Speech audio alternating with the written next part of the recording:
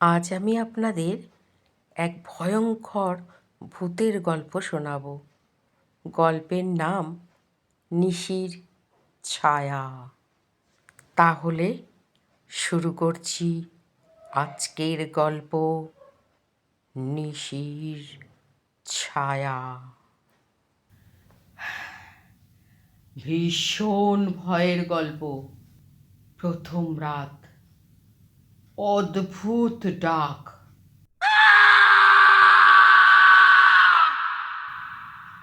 পশ্চিমবঙ্গের বীরভূম জেলায় একটা ছোট্ট গ্রাম, সোনারপুর।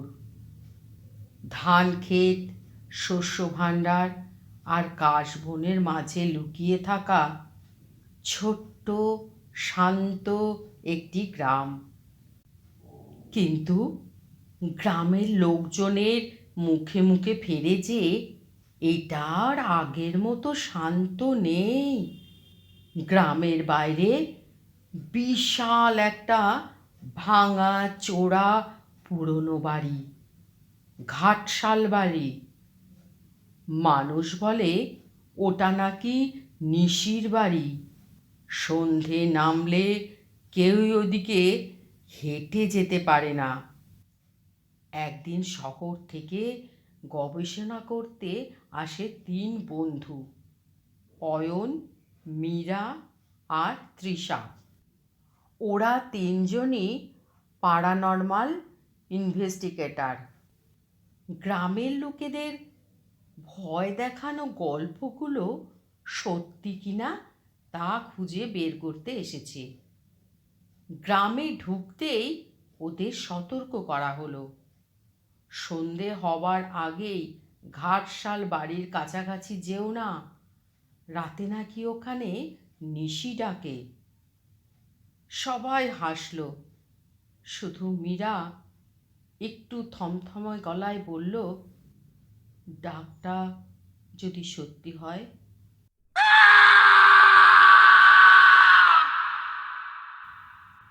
কেউ উত্তর দিল না। এবার দ্বিতীয় রাত। ঘাটশিলা বাড়ির ভেতরে। সন্ধে নামার আগে ওরা 3জন পৌঁছে গেল পুরনো বাড়িটায়।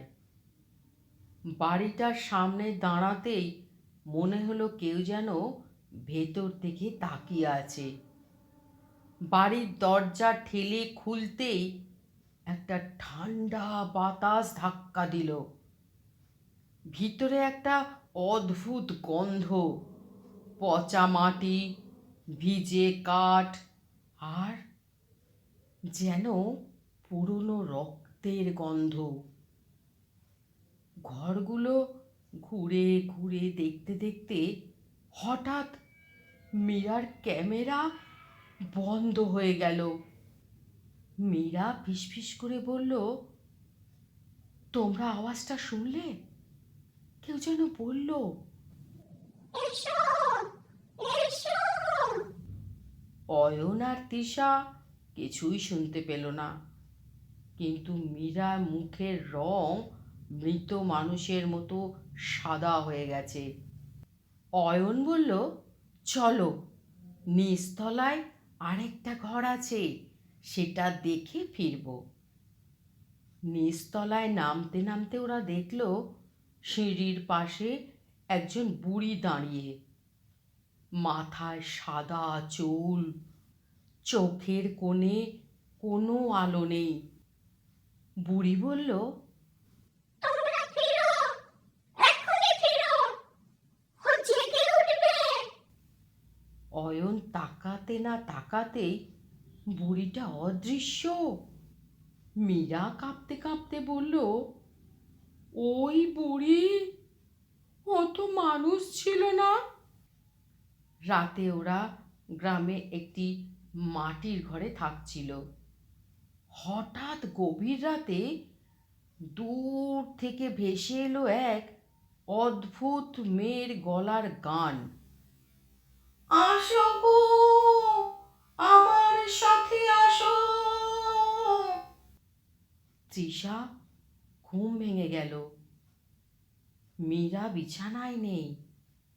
দরজা খুলে বাইরে তাকাতেই দেখে মীরা কাশবনের ভিতর দিয়ে হাঁটছে। চুল এলোমেলো, হাত পা শক্ত, যেন ঘুমের মধ্যে হাঁটছে। তৃষা চিৎকার করে বলল, মীরা! মীরা থামল না। দূর থেকে কাঁপা কাঁপা আলো দেখা যাচ্ছে। নিশ্চয়ই ঘাটশাল বাড়ি। অয়ন দৌড়ে এসে চিৎকার করলো, পিছনে তাকিও না, মীরা নিশির ডাকে গেছে। তিনজন দৌড়ে গেল কাশবনের দিকে। কাশ গাছগুলো হঠাৎ এমনভাবে দুলছিল যেন কোনো অদৃশ্য হাত দিয়ে নাড়াচ্ছে। মীরা ঠিক বাড়ির দরজার সামনে পৌঁছে গেছে। দরজা নিজে থেকেই খুলে গেল। ভেতর থেকে শোনা গেল, এসো, আমার খেলা শুরু।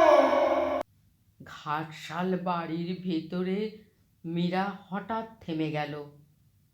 তার চোখ দুধের মতো সাদা, ঠোঁট নীল। অয়ন আর তৃষা তাকে ধরতেই দরজা ধাম করে বন্ধ হয়ে গেল। অন্ধকারের মধ্যে মোমবাতির মতন হালকা আলো জ্বলে উঠল। আলোতে দেখা গেল ছাদের সঙ্গে উল্টো হয়ে ঝুলছে একটা মেয়ের লাশ। চুল মাটিতে ছুঁই ছুঁই করে। লাশের চোখ খুলে গেল। গলা কাঁপিয়ে বলল, আমি নিশি, তোমরা কি আমার সাথে খেলবে? অয়ন আর তৃষা শক্ত হয়ে গেল। মীরা হঠাৎ দুহাতে নিজের গলা চেপে ধরল। নিশি তাকে দিয়ে নিজেকেই মেরে ফেলতে চাইছে। তৃষা কাঁদতে কাঁদতে বলল, ছাড়ো ওকে, কি চাও তুমি? নিশির কণ্ঠ, এ বাড়িতে যারা রাত কাটাতে আসে তাদের আত্মা আমার লাগে। আজ আমি তিনজনকেই চাই।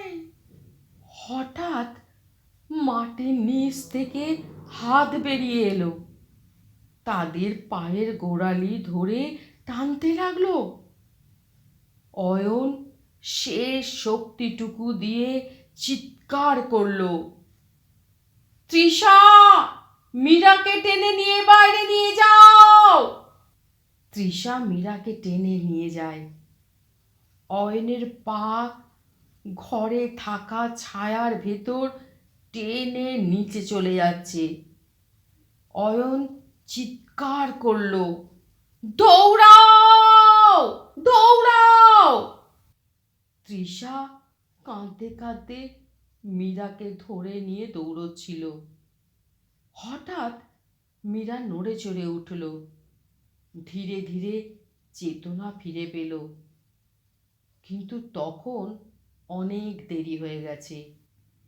লাশ বাগানের দিকে তাকাতেই তৃষা দেখল অয়ন দাঁড়িয়ে আছে, কিন্তু ওর চোখ সাদা, মুখে হাসি, মাথার পাশের দিকে বেশি ঘুরে গেছে।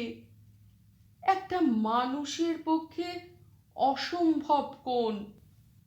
অয়ন ধীরে ধীরে হাঁটতে হাঁটতে বলল, তোমরা তো আমাকে ফেলে গেলে, এখন নিশি আমাকে তোমাদের কাছে পাঠিয়েছে।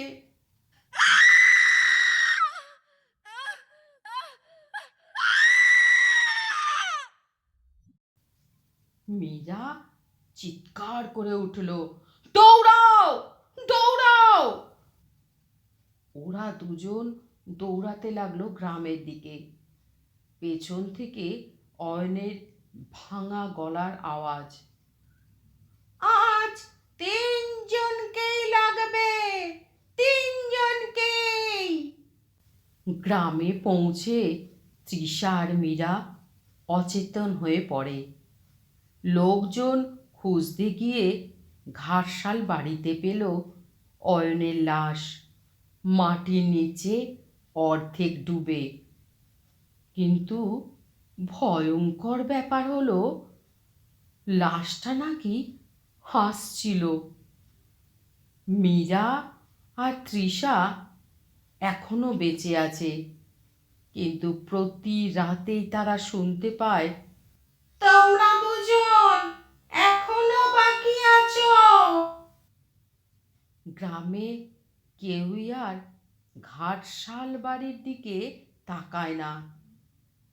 কেউই জানে না নিশি এখনো তৃতীয় আত্মাটা খুঁজছে।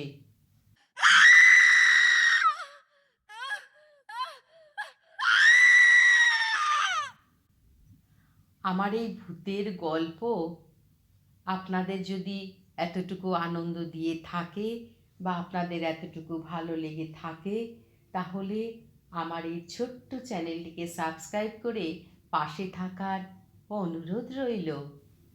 নমস্কার।